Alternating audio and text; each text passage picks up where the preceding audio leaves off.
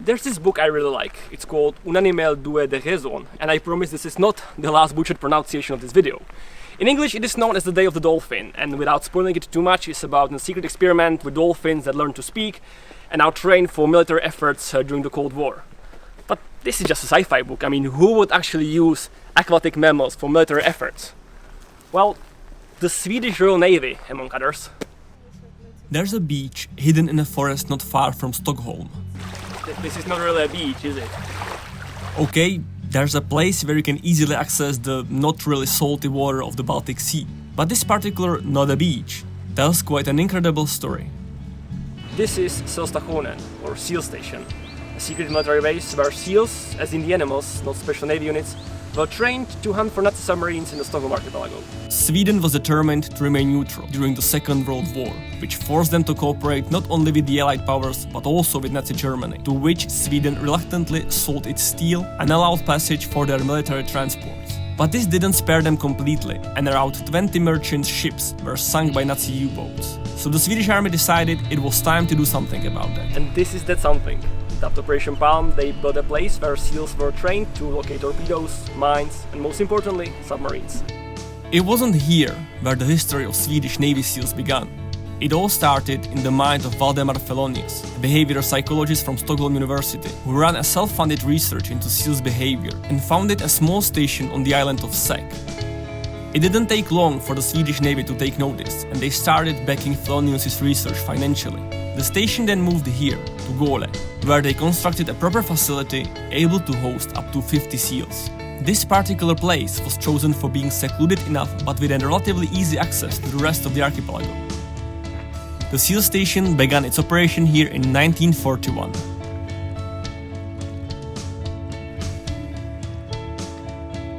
Felonius actually moved right here to the SEAL station with his wife Jutta and their son Per. I mean, not right here, their cabin was a bit up there in the forest and it wasn't rebuilt.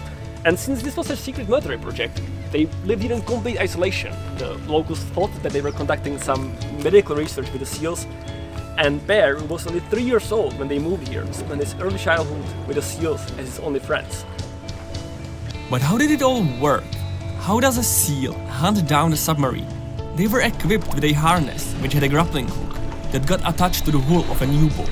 Once it was attached, a float on a wire filled with calcium carbide and calcium phosphide was released from this device. When these chemicals come in contact with water, the resulting reaction produces a bright light, so as the float made its way up to the surface, it gave a clear signal about the whereabouts of the submarine.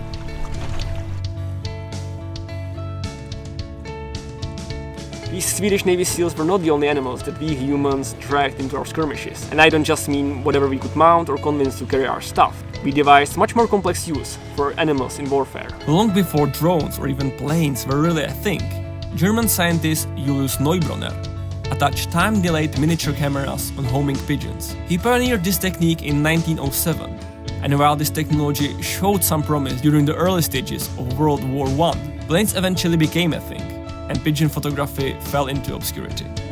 But that was still pretty harmless, unlike so-called anti-tank dogs. These poor pups, deployed during the Second World War, had explosives strapped to their backs and were trained to crawl under enemy tanks where the explosive detonated. Both the US and the USSR trained such dogs, although only the Soviets actually used them in battle. Due to unconvincing results, this technology never actually became part of mainstream military tactics, even as the Soviet Union trained these dogs until its dissolution in 1991.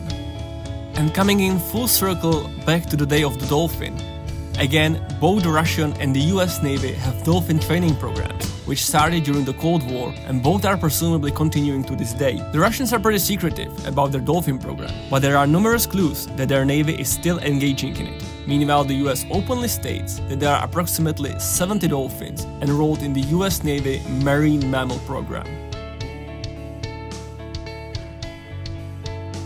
There's also this recent story about an unexpectedly friendly beluga discovered by Norwegian fishermen wearing a camera harness. The beluga, now called Vladimir, is believed to have been trained by the Russian Navy for spy operations. A counter theory states that Vladimir is an escaped therapy animal from a Russian tourist center. But let's get back to the SEALs. The SEAL Station program was abandoned quite early on. But why? Did the SEALs fail at their task? Was it too hard to train them? Okay, true is that they were never really used to hunt down any of the submarines, and as far as we know, only twice used in a real operation. With the most important one, a search for a sunken Swedish submarine called Ulven.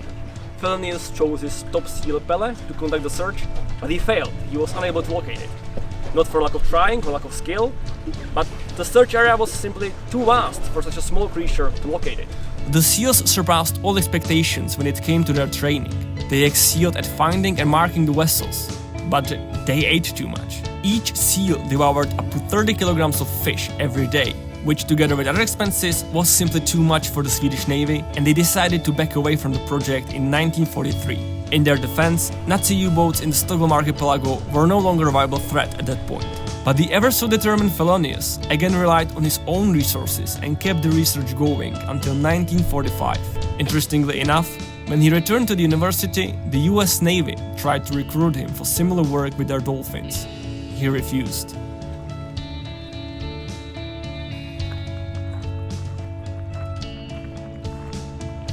The secret history of Operation Palm and this place didn't resurface until the 1990s, more than 20 years after Felonius' death, when some of his own movies that he shot here in the Solstad were included in a documentary about submarine hunts in the Stockholm archipelago. And then later, in 1990s, more documents were made available to the public. Now, the former SEAL station is open to visitors. It is even possible to stay here in newly reconstructed cottages, or you can just spend the afternoon. You will find all the information regarding booking and various activities taking place here at salstationen.com. The SEAL station is accessible by car or public transportation from Stockholm.